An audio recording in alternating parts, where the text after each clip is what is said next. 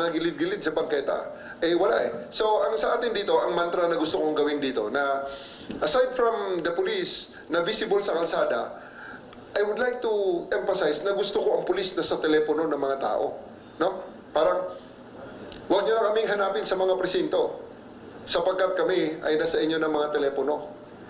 Dial 911, darating kami sa loob ng 3 minuto. Yan ang gagawin natin. Gusto kong memorize ng mga bata natin yan. So, pag may nangyari insidente, huwag ka na maghanap muna ng pulis kung wala ka nakitang pulis sa immediate vicinity. Tingin sa telepono, dial 911, kung saan ka man nakatayo, dapat may pulis na darating dyan sa inyo sa loob ng 3 minuto. Promise, August 8 sa ating Police Service Anniversary, i-demo ko sa inyo kung paano gawin yan sa buong Metro Manila. Agahan na natin ang demo, sasabihin ko na sa inyo. Tatanungin ko sa iyo, hihilingin ko sa inyo, maghanap na kayo ng kaibigan nyo na pwede niyong tawagan. O, pupuntahan ka ng pulis lang, tetestingin natin O. On the spot, bigay niyo sa akin ng pangalan, ibigay niyo sa akin ng address, allow us to dispatch yung pulis na pupunta sa inyo.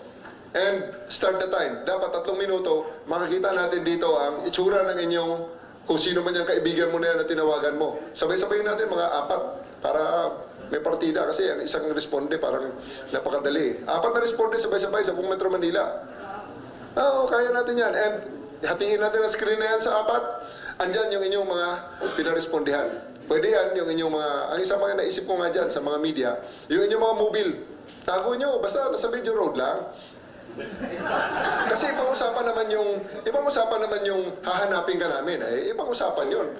Gagamitan kita ng life and heartbeat monitor para mahanap. Diba?